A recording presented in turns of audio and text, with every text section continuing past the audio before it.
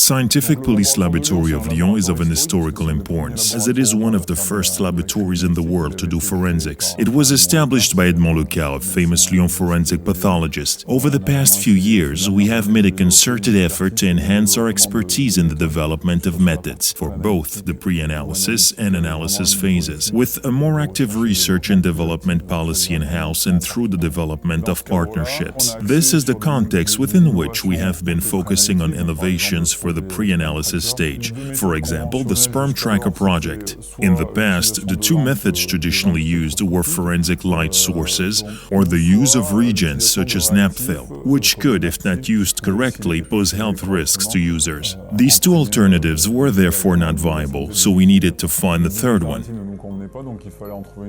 Sperm Tracker is a technique that can be applied quite easily as it involves three main steps. The first step entails using a piece of Sperm Tracker paper cut beforehand into the size of the item to be analyzed, which is then simply thoroughly dampened with water using a spray. The second step is placing the item to be analyzed in contact with the dampened paper and placing it under a press for 3 minutes. We can staple or pin the item to the paper beforehand to prevent it from coming off when we open the press. Once the item has been in a press for 3 minutes, the final step entails exposing any possible stains using a 365 or 366 nanometer lamp in the dark.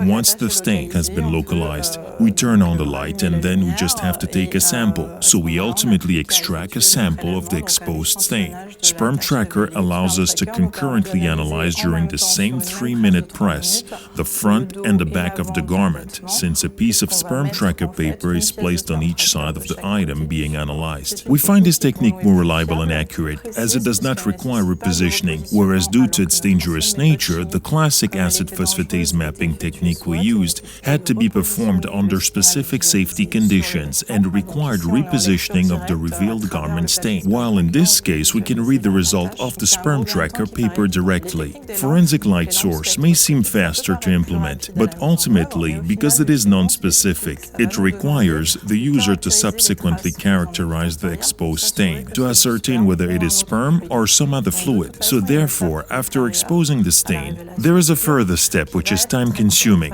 whereas the Sperm Tracker is very specific. We know that sperm has been exposed if you get a signal.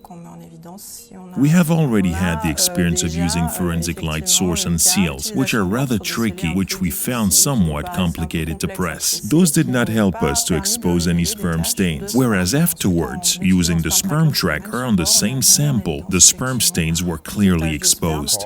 Compared to the original project, we have now come across something faster, more sensitive, and which does not present any health risks to the laboratory staff members using it. This technique is around 50% quicker than the classic acid phosphatase mapping technique we used. So yes, the outlook is very positive.